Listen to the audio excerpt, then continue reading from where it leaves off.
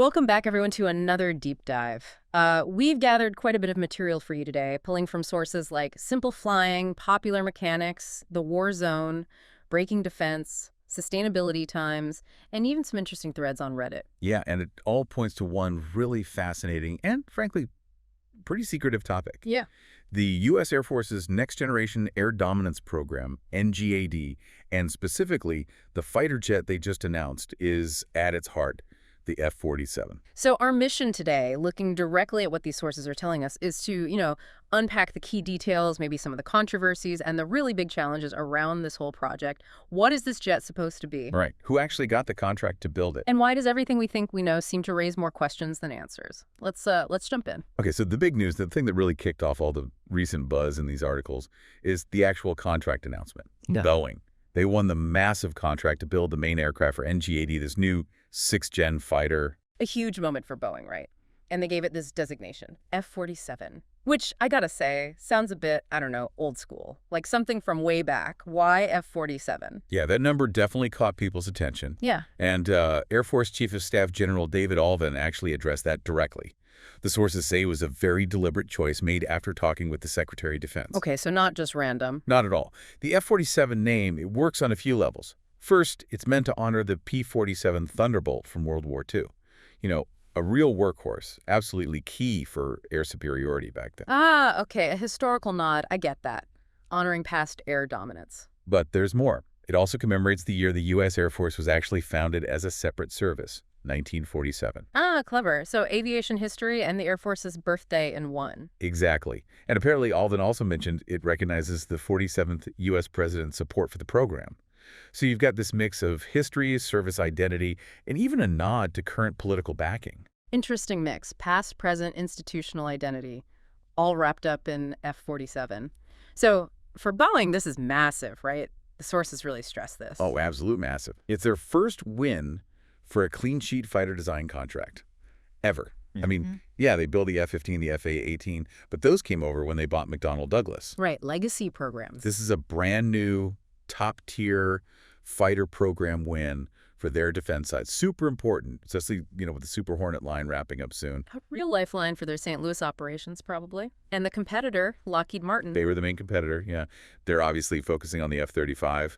Northrop Grumman had already dropped out earlier. They're busy with the B-21 bomber and other things. So Lockheed's out on this one. Did the sources say if they might protest or anything? Well, Lockheed put out a statement, standard stuff, expressing disappointment, saying they thought they had a strong offering.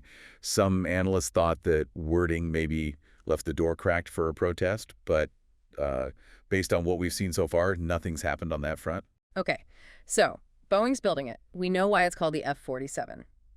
Now, let's get into the really weird part from the sources, what this thing actually looks like, or maybe what they want us to think it looks like. Right. This is where it gets genuinely intriguing and maybe a little confusing based on what the Air Force released. When they announced Going 1, they also put out these images, these graphical artist renderings of the F-47. And the internet immediately went wild dissecting them, right? Yeah. What features really jumped out in those pictures according to the sources? Yeah, analysts definitely started picking them apart. A couple of things really stood out. First, these small fixed wings up near the nose, canards. Canards. Wait a sec. On a super stealthy next-gen jet, don't canards usually make a plane less stealthy? Yeah. More radar reflections? Exactly. That's the puzzle. Canards are good for lift, stability control, but yeah, they're generally considered bad for low observability. So seeing them on what's supposed to be a stealth plus aircraft, very counterintuitive. Made people wonder if maybe they figured out a way around the stealth issue. Or maybe. Or maybe the pictures weren't quite right. We'll get to that. Okay, so canards were one thing. What else? The main wings. They seem to have this noticeable upward angle called dihedral. Now, usually, dihedral helps with stability, like keeping the plane flying straight and level. But it can actually make it less maneuverable. Which, again, sounds weird for a top-line air dominance fighter, doesn't it? It does. Analysts were speculating maybe it's related to stealth somehow.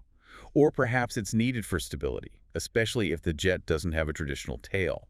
A tailless design is great for stealth, saves weight, but it's inherently unstable. It needs really sophisticated flight controls to keep it flying right, like the B-2 bomber, sort of. Exactly. And the sources also mentioned the nose shape in the renderings, kind of shovel-like, and a really broad canopy.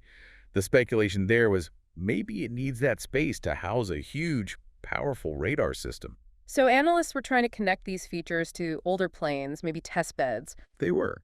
People immediately started comparing the look to things like Boeing's old YF-118G Bird of Prey that was a secret stealth demonstrator back in the 90s, known for being tailless. And also the X-36, another tailless research plane, which had a similar canard layout and nose shape.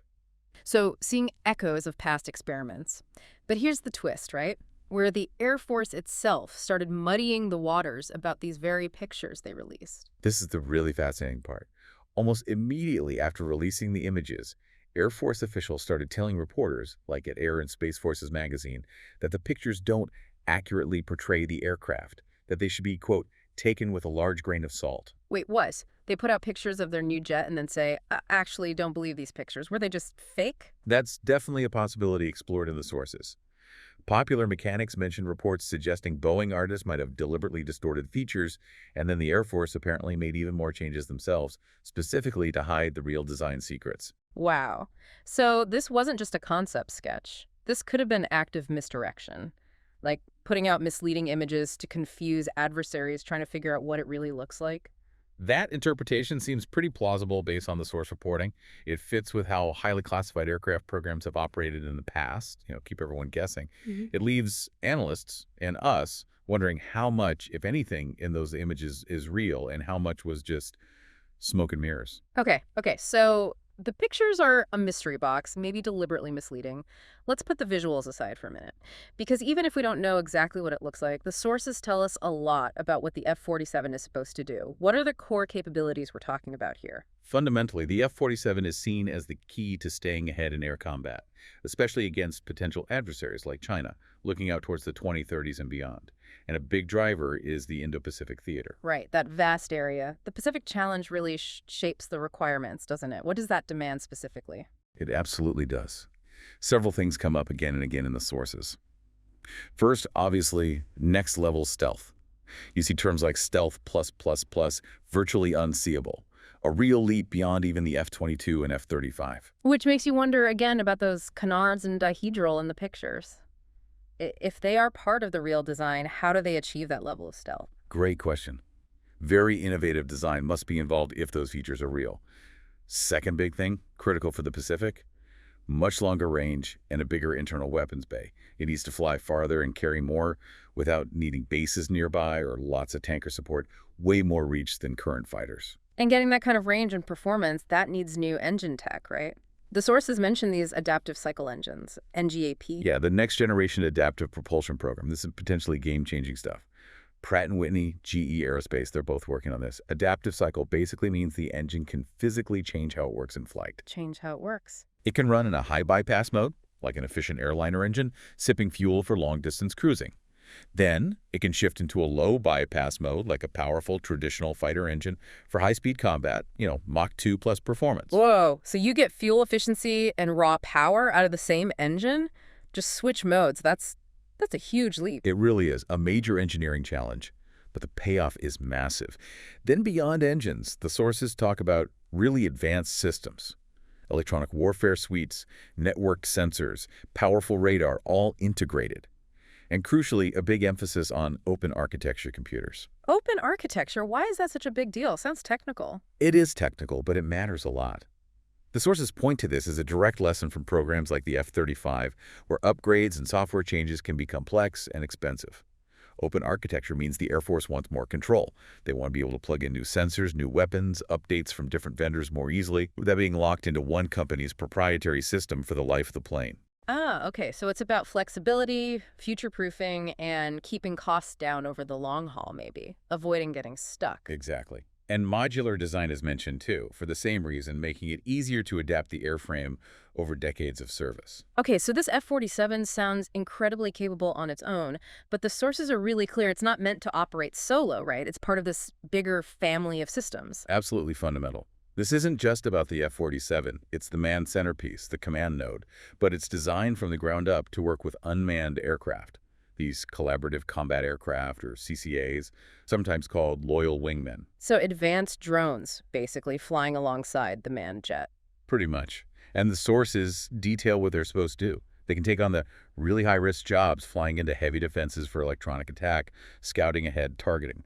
This frees up the pilot in the F-47 to focus on managing the battle. Makes sense. Let the robots take the biggest risks. Right. They can also act as flying missile magazines, carry extra weapons. They can try to draw enemy fire, act as decoys. Or they can use sensors from different angles, jam enemy radar. Just makes the whole tactical problem much harder for the adversary. It's about adding mass, capability, and survivability. Like giving the F-47 pilot their own little robot squadron to command? That's a good way to think about it. Yeah. And the Air Force has big plans here. The goal mentioned in the sources is for a fleet of maybe 1,000 CCAs eventually. They envision pairing 2 CCAs with each NGAD fighter and potentially pairing others with F-35s too. 1,000 drones. Wow. And we actually know who's building the first prototypes for these CCAs. We do for the first phase, called Increment 1. General Atomics got a contract for a prototype called the YFQ-42A, and Anduril, a newer defense tech company, got one for the YFQ-44A. What does that mean? Well, the sources point out this is actually historic. YF means prototype fighter, like YF-22 or YF-23. Q is the designation for an unmanned aircraft, a drone. So YFQ literally means prototype fighter drone. First time the Air Force has used that designation. Classifying them as fighter prototypes, even though they're unmanned, that's a statement. But getting humans and these complex AIs to work together seamlessly in combat, that sounds incredibly difficult, making life or death decisions in split seconds. It's a huge challenge. Yeah. The sources definitely highlight developing that human-machine interface as critical. How does the pilot interact? How much autonomy do the CCAs have? Ensuring the AI makes safe, reliable, effective decisions perfectly in sync with the pilot. That requires immense trust and just tons of testing. Okay, so we've got this picture. Super advanced stealth fighter, long-range adaptive engines teamed up with AI-driven robot wingmen. Sounds amazing. But let's talk about the elephant in the room, the thing every source hammers on, the cost. Yeah, this is probably the single biggest shadow hanging over the whole NGAD program. It's projected to be just eye-wateringly expensive, one of the most expensive defense programs ever, potentially running into the hundreds of billions of dollars over its lifetime. Hundreds of billions. What does that break down to, like, per plane for the F-47 itself? The numbers tossed around are often north of $200 million per jet. And the original concept estimate, the one that caused that pause, sources suggested it was potentially heading towards $300 million. $300 million for one fighter, when an F-35 is already seen as pricey at, what, $80, $100 million? Yeah. That's just a staggering jump. Is that why they hit the brakes and reviewed it last year? Seems very likely, yes. That $300 million figure really shocked people and led to that pause and reevaluation in 2024. Air Force Secretary Kendall had even publicly said he wanted the cost to be closer to the F-35. But there's a tension there, isn't there? You want F-35 prices, but you're asking for capabilities, the stealth, the range, the engines, the systems that sound way beyond the F-35. Don't those capabilities just inherently cost a fortune? That's a fundamental conflict. And beyond just the F-47 cost, sources raise the concern that paying for NGAD could squeeze out funding for other things the Air Force says it needs. More unmanned systems, maybe, hypersonic weapons. There's only so much money to go around. And it's not just the Air Force budget competing with itself, right? The sources mentioned broader pressures. Exactly. The whole U.S. military budget faces constraints. Rising national debt, debates about defense spending levels. Plus, there are other massive modernization programs already underway that need huge amounts of money. Think about rebuilding the nuclear triad, the new Sentinel ICBMs, the B-21 bomber, the new cruise missile. Right, all incredibly expensive, long-term projects competing for the same limited pool of taxpayer dollars. And those programs have their own cost and schedule issues, too. It's a really tough balancing act for the Pentagon and Congress. Any other major hurdles mentioned besides the money? Yeah, a few others. Industrial-based concerns. Do we have the supply chains, the specialized materials, the skilled workforce needed to build these things at scale? And then there are policy risks, political fights over funding year to year, potential program delays, messing up the timeline. So a minefield of technical, financial, and political challenges. But despite all that, the Air Force did decide to move forward after their review, right? They did. Breaking Defense reported that the internal review basically concluded that, yes, it's expensive, but the NGAD jet is still the most capable and cost-effective solution they could find to guarantee air superiority in the future threat environment they expect. That green light led to the contract award. So where does the program officially stand right now after that pause? It's now formally in the EMD phase, engineering and manufacturing development. Boeing got that contract officially worded in March 2025. So now the work really begins on finalizing the design, building and testing prototypes, integrating everything. And there was that other kind of bombshell revelation from the sources about secret flying. Right. This is pretty wild. Officials let slip that experimental demonstrators, basically X-planes testing NGAD technologies, have actually been flying in secret since around 2020. Since 2020. So while everyone was guessing based on those weird renderings, they already had actual hardware in the air for years. Apparently so, flying hundreds of hours, testing key technologies. It suggests the core concepts might be way more mature than the public timeline implied. That certainly puts a different spin on things. Maybe that goal the president mentioned, getting the F-47 into production before the end of his term in early 2029, maybe that's not quite as ambitious as it sounds if they've had demonstrators flying for so long. It definitely makes it seem more plausible, yeah. They've got a significant head start, technologically speaking. One last really interesting nugget from the sources, this idea of selling export versions. Yeah, this could be a major policy shift. Remember, the F-22 Raptor, the premier air superiority fighter before this, was strictly forbidden from export because the tech was considered too sensitive. Right, Congress passed a law specifically banning F-22 exports. But sources are mentioning the possibility of developing maybe toned-down versions of the F-47 for close allies. Not the absolute cutting-edge U.S. version, but something derived from it. That would be huge. Selling a sixth-gen derived fighter internationally raises all sorts of questions about tech sharing, alliances. It really does.